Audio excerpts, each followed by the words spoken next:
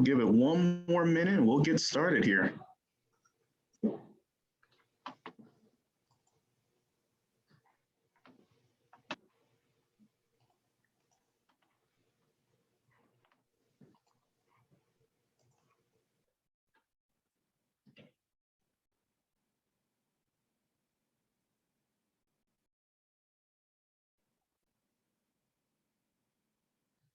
All right, well, let's go ahead and get started. So on behalf of the American Heart Association, I want to thank you all for joining us for our community conversation in support of Nutrition Month. I am Wesley Franklin, the Community Impact Director for the American Heart Association right here in Des Moines, and will serve as today's moderator. So in today's discussion, we will learn about helpful programs for our youth and families to better support their physical and nutritional needs to improve heart health. Did you know only 1 in 4 adults and 1 in 5 students get the recommended levels of physical activity? Nearly 20% of young people aged 2 to 19 years and over 40% of adults are meeting challenges with obesity. When we look at the nutritional concerns in America, fewer than 1 in 10 adults and adolescents eat enough fruits and vegetables. Right here in Iowa, about 7% of adults have reported consuming 2 or more fruits and vegetables on a daily basis. And as we look at the impact on sugary drinks, 6 in 10 young people and 5 in 10 adults consume a sugary beverage on a given day. I don't know about you, but I think those statistics are pretty alarming. In addition, all these factors can put ourselves and our loved ones at risk for heart disease, type 2 diabetes, and some cancers. But there is good news with all of this, which is that heart disease is 80% preventable by making healthier lifestyle choices. So today we're going to talk about some of the ways that we can reverse this trend, identify some of those unique challenges that we all face in staying healthy, and discuss some opportunities we can create an environment for our youth and families that is conducive to better heart health. So now I would like to introduce you to my all-star panel of experts on the call today. First, I would like to introduce Laura Jackman. She serves as the program coordinator for the Iowa Heart Center Foundation. In her current role since 2019, Laura collaborates with organizations and individuals around the state of Iowa to promote heart health, coordinating our AED donations, CPR training, Walk with a Doc site, and continuing education for healthcare professionals are a few of the elements she is responsible for. With over 15 years of experience in higher education and nursing, including psychiatric, pediatric, and family practice, Laura brings enthusiasm and expertise to her work. Laura has maintained her pediatric nursing certification since 2013, so definitely blessed to have you on the call today, Laura. Next, we have Rachel Sweeney, who is the Iowa 4-H Youth Development's newest program coordinator for SWITCH, which is School Wellness Integration Targeting Children's Health Program right here in Iowa. Her responsibilities entail promotion, recruitment, communication, and training of schools participating in the SWITCH program. She graduated from Iowa State University, go Cyclones, with bachelor's and master's degree in dietetics and exercise science. For her master's thesis, Sweeney investigated factors affecting the development and implementation of local school wellness policies. Sweeney went on to complete her dietetic internship at Vanderbilt University Medical Center. Oh, I apologize. Let me move the slides here. So thank you both for being here today to share your insights and resources on heart health for youth and families. So remember, today is a conversation and we want to hear from you.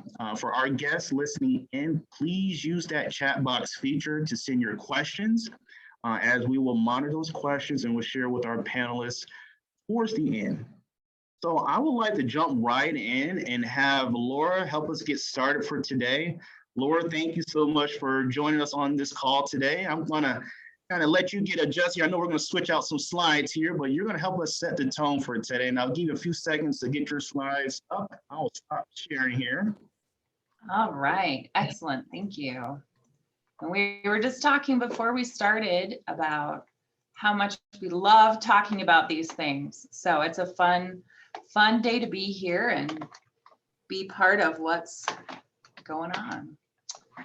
All right, so let me switch this around a little bit more. My presenter view is not cooperating. Got it there.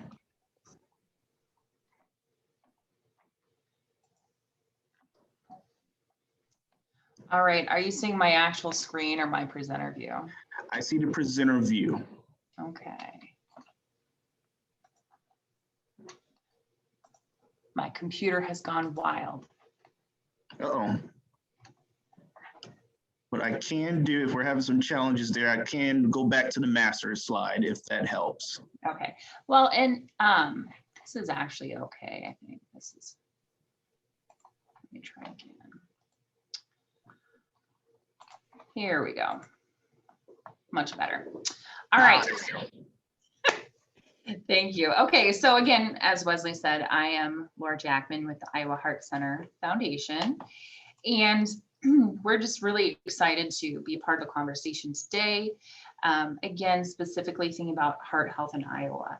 So to give a little bit of a context here, you know, the Iowa Heart Center Foundation, our vision is that every heart is a healthy heart. And so really what our mission is to provide those community-based services and educational programs such as this that inspire Iowans to lead a heart healthy life. And we just really get to partner with a lot of great groups and great people to promote that throughout the state. So I'm very honored to be a part of that. We do have a volunteer board of directors made up of people in the community and physicians as well, who again are just really passionate about heart health in the state here. And then as far as the actual behind the scenes, who are the people here at the foundation, we have two people, myself and my lovely colleague Leslie, who's also on the call today, and we kind of are the doing part of the foundation. So I get to oversee our programming, and Leslie kind of oversees the actual structure of the foundation and some fundraising. So together we make a really, really good team, and we get to do some awesome stuff together. So if we're ever doing something or an event, we're usually the two people that you will see as part of that. So talked a little bit already. We do community outreach. We do provide professional education to healthcare providers. And this connects well with today. Really what we want to do is prevent heart disease, right? So we want to really just promote health, prevent heart disease when we can. And so back in 2020, we sort of launched some new efforts to prevent disease in the youth population in Iowa. So that'll connect well with what we're talking about today. And then just a quick note too, you know, we're based in the Des Moines area, but we do try to serve the entire state of Iowa. And that's something that's really important to us to figure out. How can we expand our reach? You know, we all have limited resources, but we're committed to serving the whole state as best as we can. So it's sort of one of those everybody can participate types of things with what we do. And this is just a fun picture of an AED donation I did, obviously pre-COVID. But it's really nice to get out and meet people and find out what stories are and what they're doing in their local communities. So I don't know, Wesley, if you want me to just kind of launch in or if you want to go through some questions. Yeah, let's just kind of, like I said, individuals listening, use that chat box and put your question in as well. But Laura, thank you for setting the tone to a little bit of the history of Iowa Heart Center Foundation and how we all came together with this. But my first question here for you, and I know you got that slide teed up here for us. What is the current state of pediatric health in Iowa right now? What is that looking like? Sure. So I think with a lot of this information, there's kind of the good side and the bad side, right? So really what we're seeing in the state, unfortunately, it's not too surprising, but what we're seeing in our pediatric population, basically we're seeing many versions of what's happening in the adult population. And unfortunately in Iowa, that does look like a fair amount of heart disease, pre-diabetes and diabetes, obesity, as you mentioned, and high blood pressure. And so something that's really been coming out in recent research, through American Heart Association, the American Academy of Pediatrics, is that heart disease does start in childhood. And that really speaks to the importance of disease prevention. So right now, the focus in the current literature and efforts is to reduce risk. So there are some things that we can control related to developing heart disease. So those would be things like exercise, the food we eat, not using tobacco products. And there are some things that we can't control, right? We can't control our biological gender. We can't control our family history or our age. So it's kind of about what are those things we can impact and prevent disease as much as possible. And what we're finding with kids is most of the time they tend to reflect their home environment. And so, and I'll talk with this a little bit further, but especially as we're all home together in COVID, what the family is doing in general is what we'll see reflected in the kids' health. So are we playing outside together as a family? Are we on the couch being more sedentary? And this is not meant to be a judgment about anybody, but it's just kind of good to think about what are we seeing happening every day and how is that being mirrored in our kids? How is that as far as between pediatric health and long-term health? What are those outcomes looking like? Is there a link between those two? Absolutely. So what we find is that chronic conditions, so that's anything that's kind of an ongoing health condition that people are dealing with. So that would be things like heart disease, diabetes. These actually begin in childhood. And so a lot of us have kind of heard this expression saying an ounce of prevention is worth a pound of cure, meaning if we can take small measures now to prevent this from being an issue, it's better than having to take larger measures later. And so again, we have so many experts. We've got the Iowa Department of Public Health, the American Heart Association, the American Academy of Pediatrics. All of these industry experts here are really in agreement that it is about lifestyle management. We're starting to see inflammation and arteries starting to get clogged earlier in children, starting about age 7. And so while we might not see a manifestation of that until they're older, that's where the disease is starting in younger kids. So we want to do as much as we can now to prevent them from getting to that point as well. There are a lot of impacts related to those long-term things. Heart disease is still the #1 cause of death in the United States, which is very significant. And then we think about everything that goes with it, right? So not only is it the #1 cause of death, it's a huge strain on our healthcare system. There's a big financial cost. There's a big cost to lost productivity. And it's kind of everything, it's like dominoes, sort of. If we have high blood pressure, high cholesterol, diabetes, using tobacco, all of these things, it's going to lead to more likelihood for strokes and heart attacks.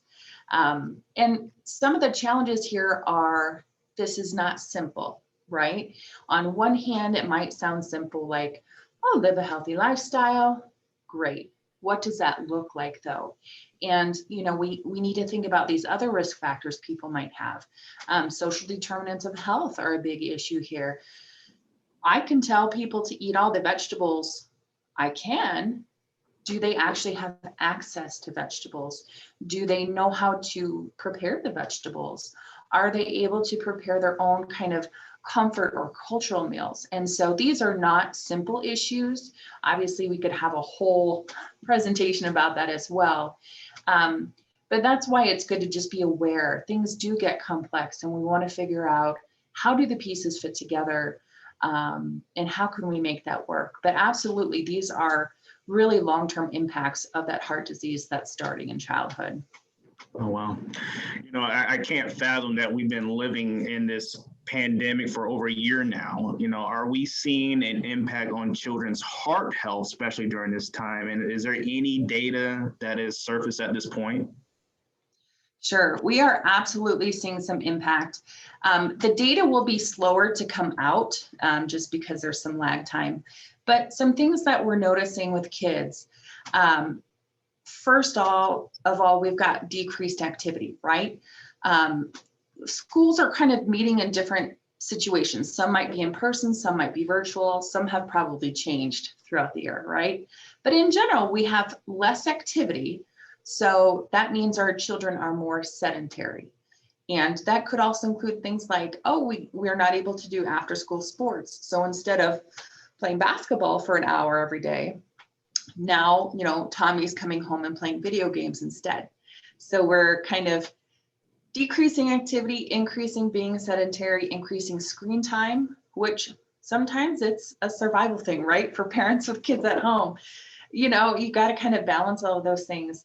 And sometimes, and this is not exclusive to kids, but when we're home a lot and not out doing activities, we do tend to kind of start snacking some more. I know this is definitely true in my household.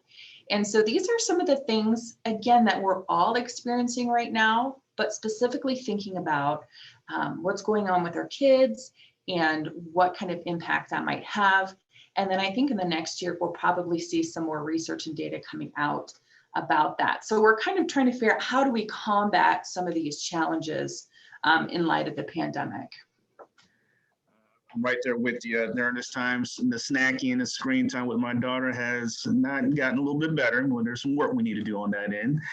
So what advice do you have for families or caregivers to help children maintain their health during this time? And what are some cues can we look out for to help parents? Absolutely. That's a great question.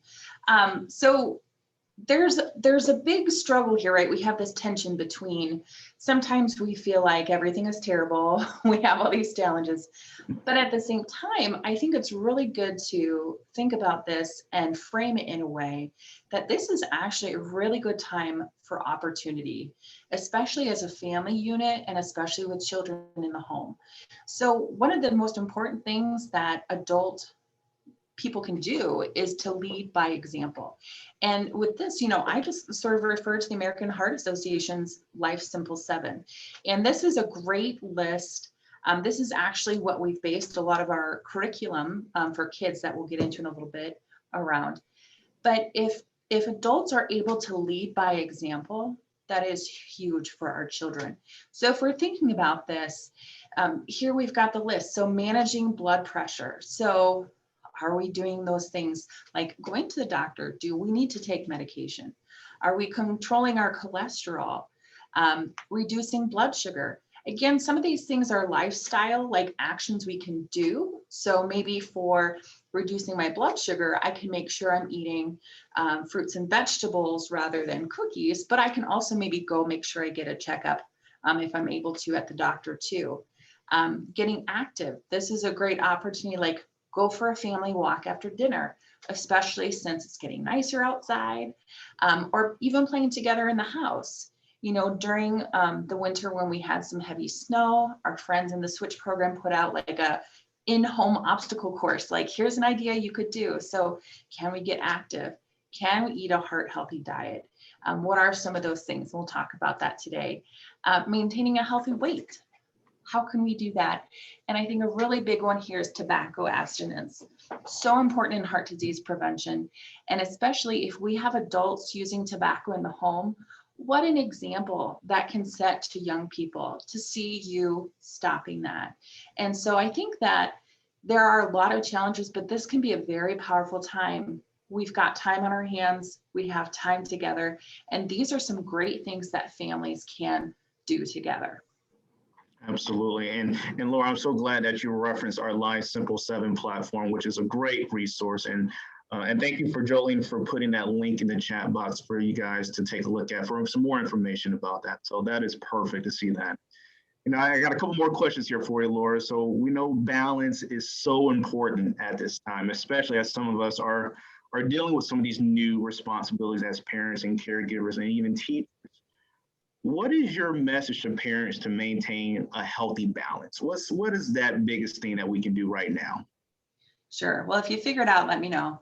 But I think one of the biggest things that I have come up with as I'm looking through things, honestly, I just tell people use your resources. So one of the great things about our current society and even in the state of Iowa is we do not have to do this alone. You know, you do not have to create things for yourself. There are so many wonderful free resources available. You know, we've already kind of talked about a few of them, but, you know, let's use those experts. So we have these groups like the American Heart Association and the Iowa Department of Public Health, right, that are putting out information that's based on research and science. We don't have to create anything new, right? We can use what's available. Use your friends and family as a resource. Maybe that looks like, hey, like my sister and I, we have a competition with each other that I'm going to exercise today and send you a picture, you know, those types of things.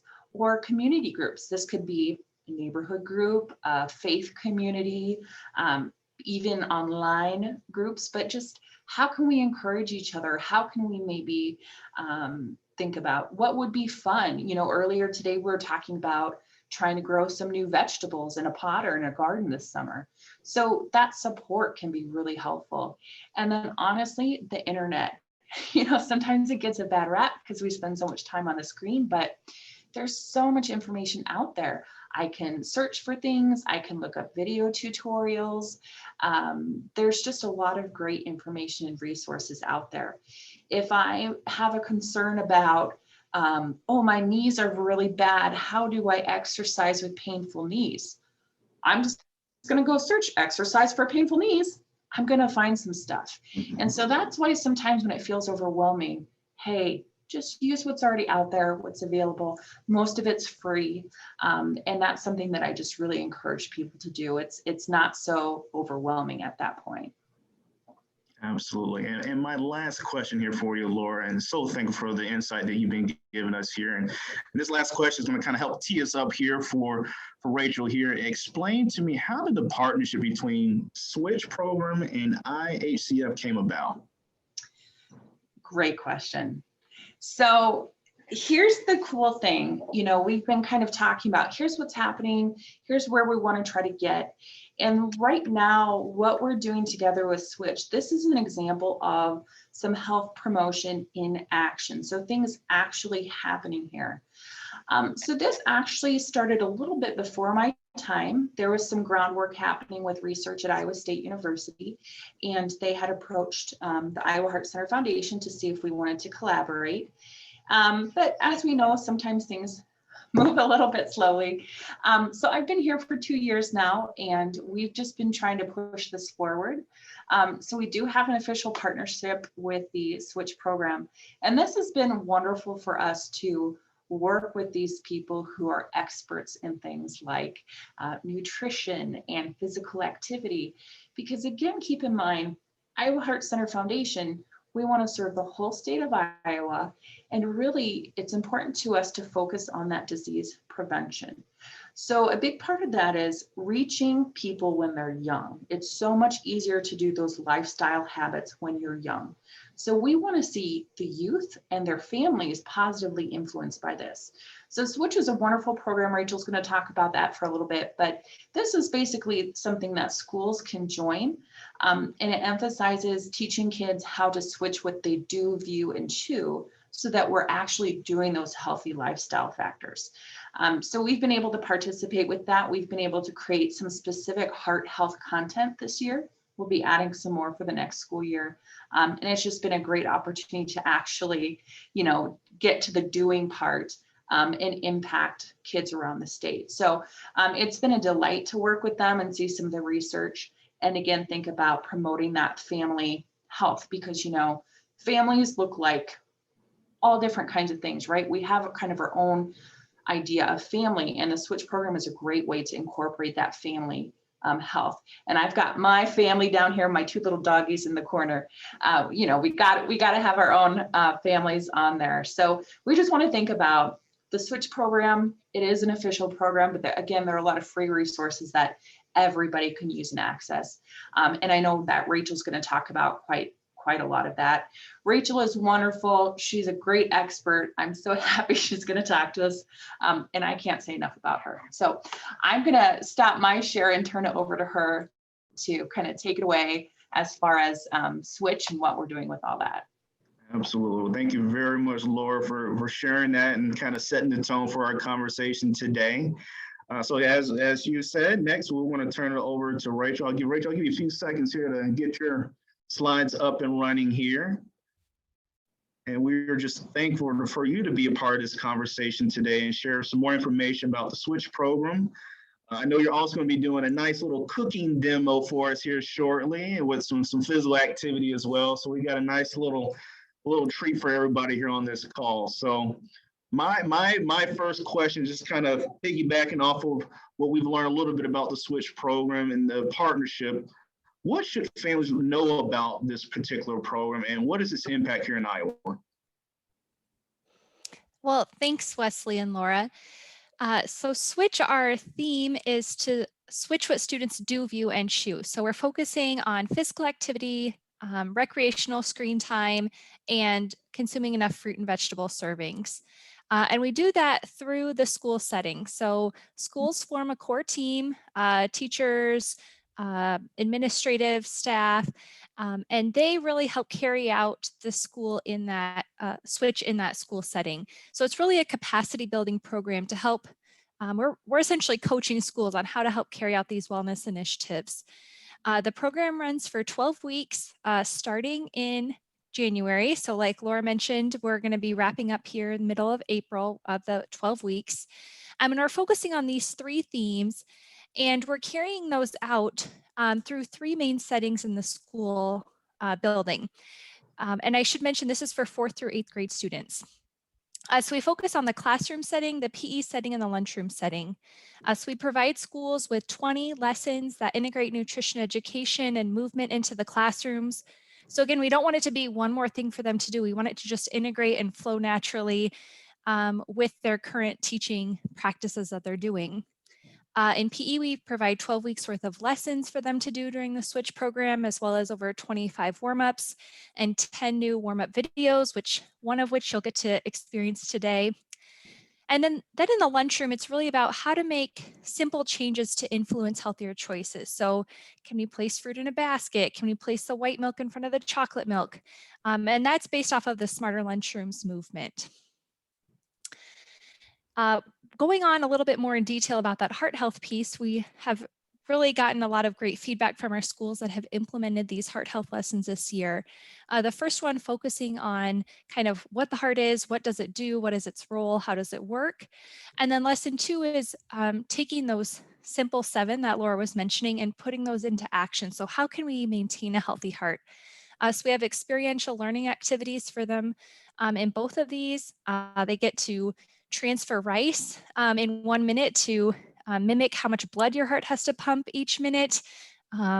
They get to take their pulse, they get to listen to their heart, they get to create some posters on how they can influence their peers to modify what they do, view, and choose. So it's really been a lot of fun. And part of this also is if schools implement both of the lessons this year, they'll be entered into a drawing for an AED from the Iowa Heart Center Foundation. So that's kind of the program in a nutshell. I did want to do a quick brain break now, and this is so you guys can get a taste. We like to practice what we preach, so you can see what these PE warm-up videos are like. This one has a nutrition focus. So red light means they're going to say a food that isn't as good for us or isn't as good for our heart, and green light means that it's a good food for our heart. So this one has a nutrition theme, so it fits in well with National Nutrition Month. So if you guys want to stand up and we can follow along to Cassidy in the video.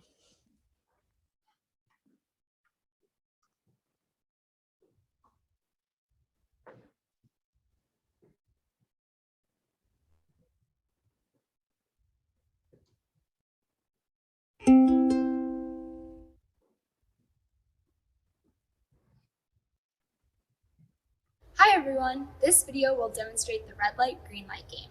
I bet most of you have played this before, but I'll walk you through the directions before we get started. Everyone will need to line up along the side of the gym or room that they're in with enough space to move across to the other side. I'm going to name foods that are either red or green. Red meaning they are sometimes food that should only be eaten in moderation, and green is a nutrient-dense food that should be eaten more often. If you hear what you think would be a green food, you'll begin lunging forward across the room. If you hear what you think would be a red food, then you need to stop. If I say a red food and you stop, you'll do a squat. But if I say a red food and you forget to stop, you'll do a star jump, like this. See how far across the room you're able to get. Let's get started. Banana. Oatmeal. Ice cream. If you didn't stop, do a star jump. If you did stop, great job, do a squat. Ice cream or anything that has a lot of sugar in it is something that you'll want to eat in moderation. Broccoli. French fries. If you didn't stop, do a star jump. If you did stop, do a squat. Great job. French fries are high in saturated fat due to the way that they are prepared, so we only recommend these in moderation. Chicken. Pop. If you didn't stop, do a star jump. If you did stop, great job, do a squat. Pop contains a large amount of added sugar. One can usually contains more than the recommended daily limit, so try to keep consumption to special occasions. Avocado. Brown rice. Donuts. If you didn't stop, do a star jump. If you did stop, great job, do a squat. Donuts sure are sweet, but they don't provide much nutritional value. These are a food to eat sometimes, but not every day. Oranges. Celery. Beans. Great job! Those are the only foods I have for you with this video, but this is a fun activity you can do with your class or friends. Take turns being the person to call out the foods. It is so important that we recognize what foods are good to eat every day and what we should only eat occasionally. Green light foods help us to have a strong heart, sharp mind, and healthy body. Thanks for playing Red Light, Green Light.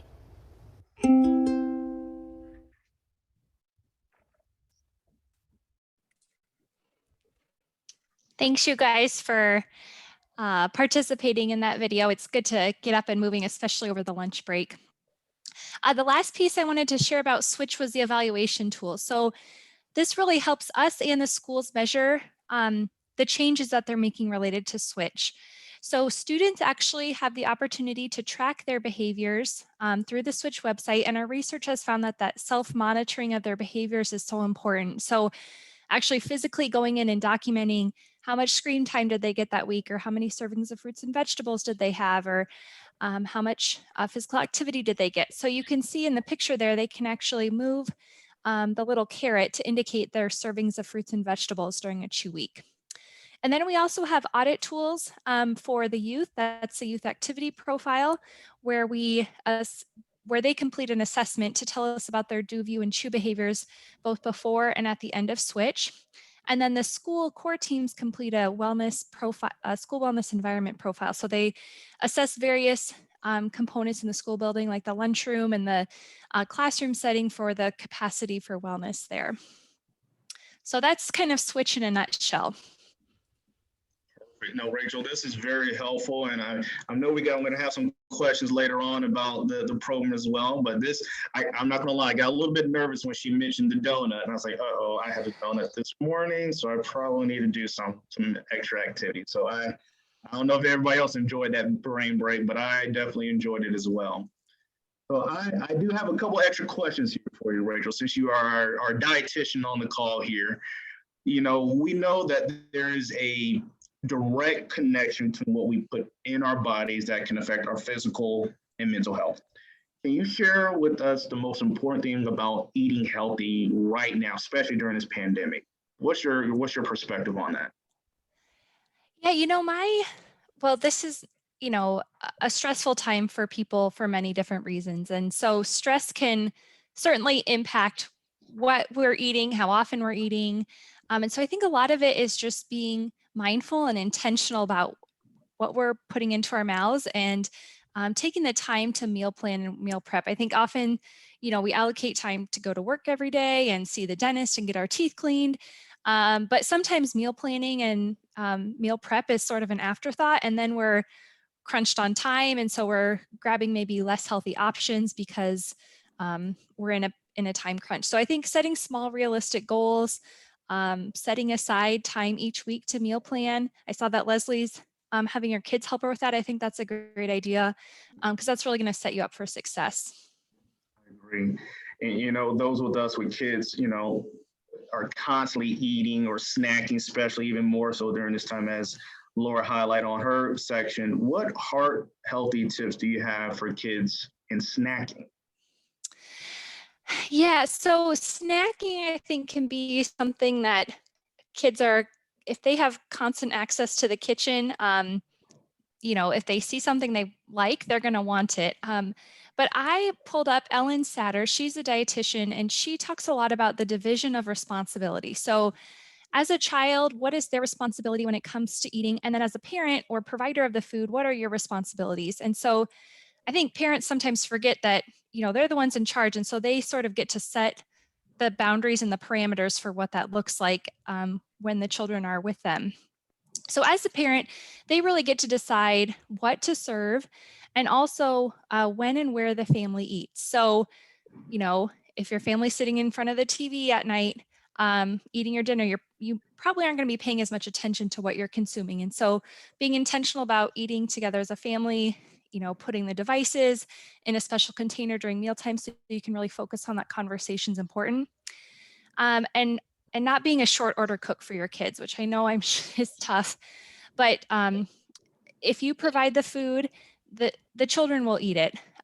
They get to decide what to eat based and how much they're going to eat based on their hunger and fullness cues. So kind of helping establish that early on, and children recognizing when they're full and when they're hungry is really important and something that they're going to be carrying out throughout their entire life.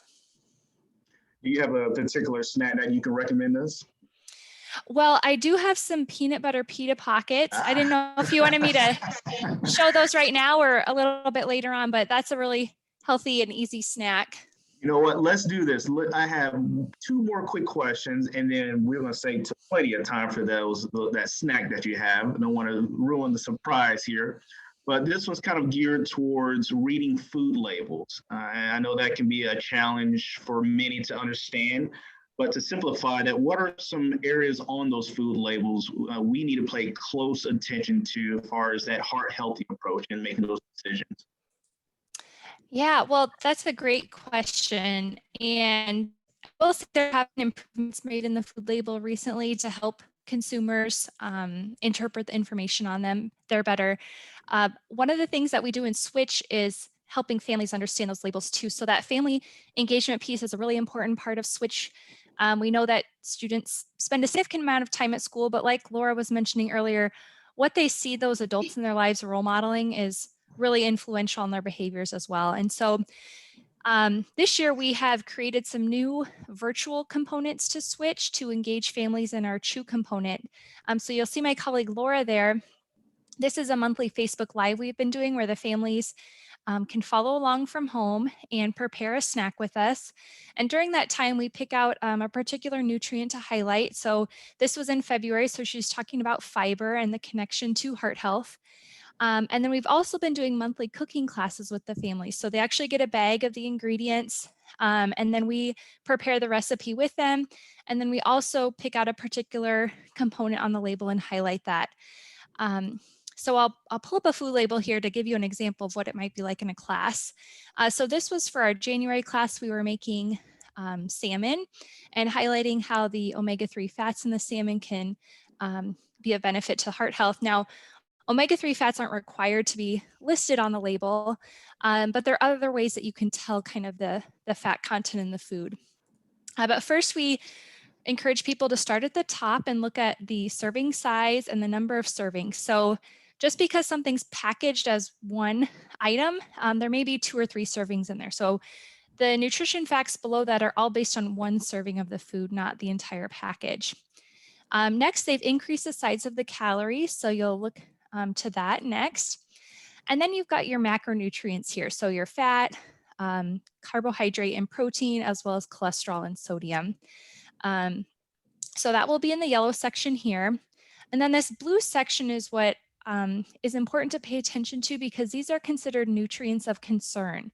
So calcium, vitamin D, iron, and potassium, most of us are not consuming enough of.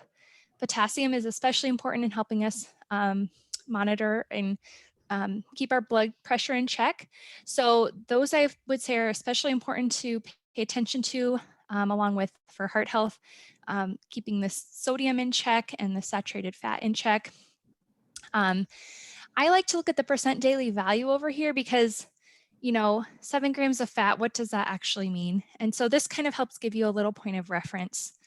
So general rule of thumb is 5% or less is considered a low source of a nutrient, and 20% or more is considered a high source. So for this particular item, we would say that the saturated fat is fairly low, it's only 5%, and the cholesterol is a little bit towards the higher side, 20%. This is an animal-based product, so that's where you'd find the cholesterol. So those are kind of just a quick tutorial on reading the food label, but those percent daily values can come in handy. Yeah, I think that's very helpful, just kind of clarifying that, because that's what I tend to look for when I look at certain items on the food label, is looking at the percentage. That 20% is kind of where I look at first, depending where it is or what my daughter picks up. I was like, let's check the sugar sodium content. If it's over that amount, we might want to put it back. So that is good that you confirmed that for me. Mm-hmm. Good deal.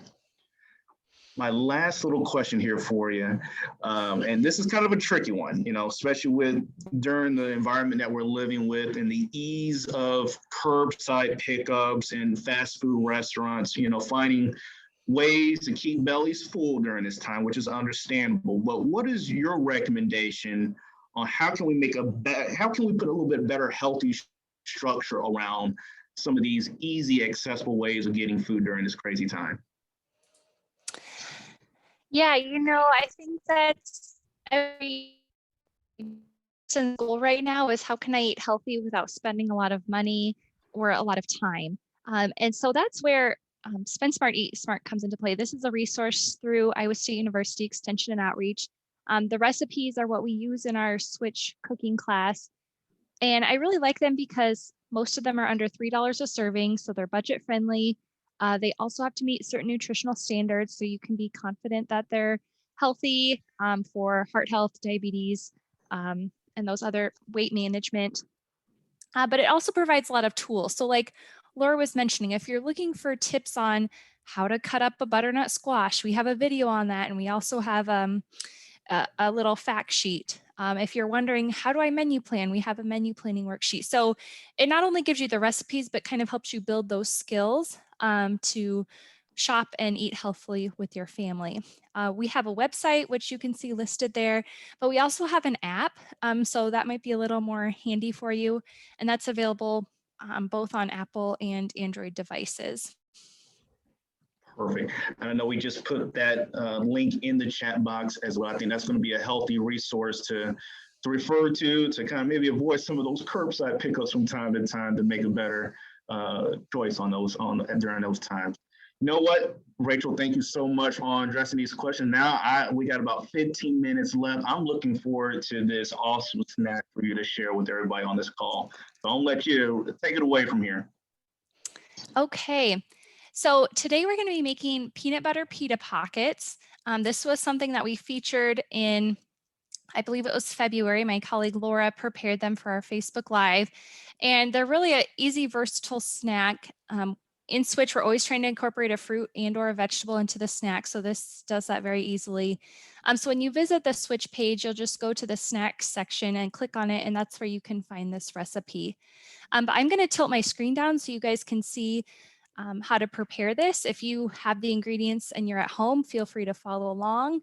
And it's very versatile. So I'm using a banana today, but if you have other fruit like pears or peaches or apples, those would work great as well.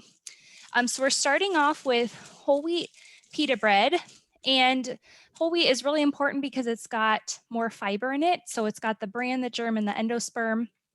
So that's going to increase the fiber, which can help keep our cholesterol in check. So that's important for heart health. I'm just going to take one of the pitas out Now, I have pita bread today, but some pitas actually will be more of a pocket. So it'll be cut in half and then the center part you can actually fill. I'm just going to be spreading my toppings on the top of the pita and folding it over. You can microwave this if you want for about 10 seconds to loosen it up. I'm just going to use it as is though. And I've got my peanut butter. So I'm just going to spread that on the top. They have a ton of varieties of peanut butter in the grocery store these days. If you're looking for one that's a little more heart healthy, they do have some with the omega-3 fats added into it. So I believe it has the algae in it. Jif has a brand, it has like a green label on it. So if you're specifically looking for that, you can find that in the grocery store. You can also use other nut butter. So if there's a peanut allergy, you can use cashew or almond butter. You could also use sun butter. That's another alternative that's often used for people with peanut allergies. So I've got my peanut butter on there, and then I'm just going to cut up my banana. So got the banana right here. And I love bananas. I usually eat one a day. So they're like one of my favorite fruits, and they're really inexpensive, really good source of potassium, which is also good for heart health and blood pressure. And I'm just going to cut it into small pieces.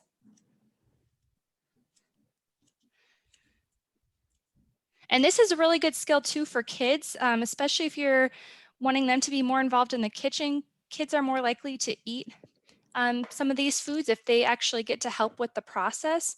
So this just involved a butter knife. So it's not even a sharp knife if you're worried about them cutting themselves. And then I'm just going to place my banana slices on top here. I think Elvis would like this. His favorite foods were peanut butter and banana. And then I've got my pocket and I'm just going to fold it over. And then you've got your snack. You can add other things to this too. I brought some chia seeds. Those are a really great source of fiber and can be heart beneficial as well. So if you want to sprinkle those on top, if you have some flaxseed, dried fruit, any of those additions would be good to add to your pita pocket. Does anyone have any questions about that, or has anyone tried something similar at home? I tell you what, I'll be trying that with my daughter later on this week. That looks amazing. So I definitely want to try that out. Any other questions from the group or from the chat box? Well, as people know, I've been blowing up the chat box while Rachel's doing this because it's now a running joke with my Switch friends that I am obsessed with these.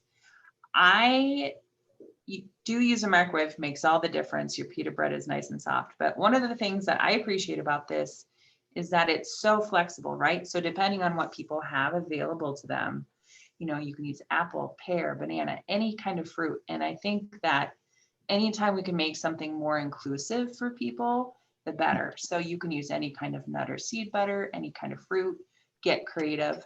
And then everyone can kind of put their own spin on it. And like Rachel was saying, kids can kind of have ownership in the process and really feel involved in part of that. So I cannot speak highly enough about these. They are amazing. They will change your life. I love it. Well, thank you very much, Rachel, for sharing about the Switch program and also this awesome meal that we're all going to try. I know we will put the link to the pita pocket that you just shared with us in the chat box, and we'll definitely share that with our follow-up email that will go out to everybody with that recipe as well. So just so grateful for each of you and bringing some answers and some clarity to our community on how can we stay healthy for the family through and through. So what we're going to do, I know we got about 11 minutes left here, and I just want to see if our individuals from the chat or from on the call here have any questions they would like to ask our speakers about any topic pertaining to heart health or nutritional health. I have a question for Rachel while people are thinking a little bit here. Just because every time we talk about these things, I feel like there's so much great information. I think she might have dropped off with her internet here. But one of the things that I'm thinking about is where's a good place for people to kind of start? We've got like the Switch website, which has a lot of resources. We've got the Spend Smart, Eat Smart, which has a lot of resources. We've got the American Heart Association. It's kind of like there's so much good stuff. Where do we start? And Laura Lichty, I don't know if you can hear me, if you want to throw anything out there. Is it maybe just start on the Switch page, do you think? Yeah, hello. Yeah, I definitely direct people to iowaswitch.org, and you can always reach out to switch@iastate.edu, and we could connect you to those tools as well. And I'll take a look on our page, but we try to link some of our partners and other resources there for the public. And if we don't already have Spend Smart linked on there, we can definitely do that. But Switch is a part of our 4-H program too. And so our 4-H extension webpage would also have some helpful tools there as well. I also want to add to that, as far as a resource from the AHA as a starting point for families, is through our Kids Heart Challenge platforms. Kids Heart Challenge focuses on, of course, whole body wellness, helping students improve their own health and better their character as well. And there's some great nutritional fitness components, very similar to some of the fitness videos that we were able to view today. So I encourage people to take a look at AHA's website at www.heart.org/KHC for Kids Heart Challenge. That's another great resource. And we'll put that in the chat box as well for people to take a look at as well, to see some additional resources to support their kids' health. Did we lose Rachel? I think she's enjoying that pita pocket. I think that's what's going on. That's probably what it is. No, she's went out. She's going to try to hop back on when she can. Well, good deal. Well, we'll start wrapping things up here. I want to try to share my screen here. If it will behave here, bear with me as we kind of switch back, so we can kind of close our session out for today. Let me know. While you're doing that, Wes, we do have another question in the chat. Can you share about the differences among adults and children as far as normal blood pressure? Laura, I'll let you handle that one. I was gonna say, do you want me to take that one away? Yeah, so what's kind of interesting with adults and children, we want to think about two factors with that. So one is the actual blood pressure reading. The other part is our pulse. So typically what we see is the younger you are, the higher your pulse is. So for example, infants, it's very common for their heart rate to be at about 150 beats per minute. Whereas if I saw an adult with that, I would be getting concerned for them. So the younger you are, usually the faster your pulse is and the lower your blood pressure. So if you are an 8-year-old and your blood pressure is 80/60, that's just fine. No concerns there. As we get older, our heart rate tends to slow down a little bit and our blood pressure tends to be a little bit higher. Again, that's just saying that's how much force is needed to pump the blood through your body. So it makes sense, if we have a bigger body, we need more pressure, right, to get it everywhere. So typically, again, for a child, regular range is going to be about 80/50 or so. For an adult, we want to see blood pressure at about ideally 110/70. Used to be 120/80, but we've kind of brought that down a little bit and said that's actually maybe getting a little bit too high. So typically, that's what we see, is our blood pressure does get a little bit higher. We still want to keep it in that healthy range. If, let's say my blood pressure is 160/100, that's going to be a concern for me and my healthcare provider to come up with a plan of how we're going to bring that down. But yeah, typically our kids are sitting at a lower blood pressure. Good answer. Any other questions from the group? I know we're getting to that hungry hour here for a lot of people on the call. So if there's no other questions here, we'll kind of do a nice little closeout here. Can everybody still see my screen about the Kids Heart Challenge? So I just want to at least plug that in here as an extra resource for families to start with, in conjunction with all the great things we learned about today about the Switch program. But this is another great landing spot as well. So that being said, we'll kind of do some nice close. I want to thank Laura and of course Rachel, as she's enjoying that great snack right now. I just want to thank you both for being part of this conversation. Hoping many more that we can continue to work on these great topics, continue to support individuals and families going forward to stay heart healthy. So that being said, there's plenty of ways to stay connected. Like I said, we'll be sending out a ton of links that we've highlighted today. You can always visit us at www.heart.org coronavirus for tools and resources pertaining to that aspect. You can visit our local page at www.heart.org Des Moines.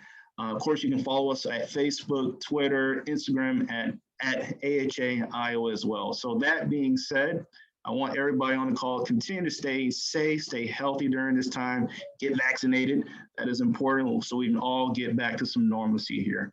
So that being said, that concludes our conversation for today. And once again, thank you to my panel and thank you to the guests listening in today. Wonderful. Thank you so much for having us. Absolutely. Well, everybody enjoy the rest of your day and stay safe.